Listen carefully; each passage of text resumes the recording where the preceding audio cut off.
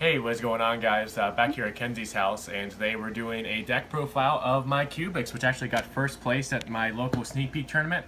We actually had a good bit of meta at this tournament. We had some spirals, one of which actually got pulled double helix and was using that. We had ABCD, ABCs with True Dracos. We had some World Chalice, some pretty good decks, and I was really surprised the deck performed so well because honestly, like, I had Trick Stars I could have played that day, but I just kind of wanted to have some fun. I wanted to play this deck again because it's one of my favorite decks ever, and I didn't really care about winning the sneak peek mat, but, I end up actually winning the mat, so, can't really complain about that. So, I'm going to get right into the deck profile here. For the Cubic monsters, we have the free Big Daddy Boss monster, the free Crimson Nova, along with the free Dooza. We cut the VGMs down to 2.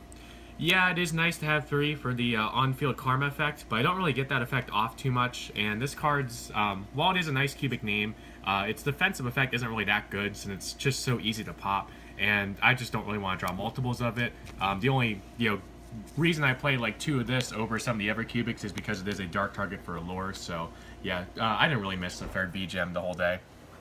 For the other Cubic monsters, hi Lucy, we just have one of each of the Cubic names while she is licking my clothes.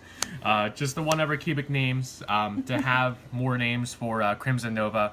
When I go to games 2 and 3, I side out 3 of these just to side in more cards, but I like to have maximum consistency in the main deck to pull off the deck's win condition, which of course is the Crimson Nova. Next, we have the 2 Dark Kaiju, not only for getting over problematic monsters, but also for being a dark target for Lord of Darkness. 2 Summoner Monk. Yes, this is pretty, pretty susceptible to Ash Blossom, but it is good. If you have that Karma in hand, it still does discard for cost, so you can still get that Karma out of your hand, banish it to search, and if it does go off, you get to, discard a card to summon your Dooza, and then Dooza gets to send your Karma to get a search, and then you have 2 level 4s on board for a rank 4, so that's pretty good. Even though the card is at free now, I wouldn't play free. It's not that great of a card, honestly. And then for the final monster, the 1 Max C. It's the only hand trap I play in the main or side deck. It's just the God tier hand trap. If you're able to draw like 3, 4, 5, 10 cards off of it, you're probably going to win the game, if they don't kill you that turn.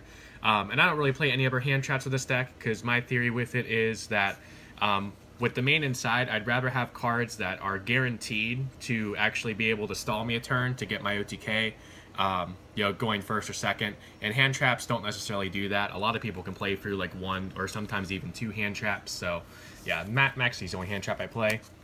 And now she's sniffing the mat. But we'll keep going here, see how far we get. For the spells, we have the free Cubic Karma and the free Cubic Wave, pretty standard. Karma searches any Cubic monster you want, and Wave just sets up your OTKs, doubling your Cubic monster's attack and then having your opponent's monster. And then Engrave, you can banish it, along with any number of Cubic monsters to Fiendish Chain that many opponent's monsters. That's actually a good out for things like Indestructible Crystal Wing. She's inching closer and closer to the cards. Yeah, she is. Next, the free Foolish Burial Goods. I'm glad I bumped this up to 3. Yes, it is only once per turn, but it's just a really good card for dumping either Karma or the Trap card, the Grave, to get their graveyard effects. And it's basically like an Upstart Goblin for the deck, so that's really good. Speaking of Upstart Goblin, for draw cards, we have the 2 Allure of Darkness and the 2 Pod Desires. I have 9 total dark targets for Allure, so it's not really dead that much. And then Desires is just a really good draw card.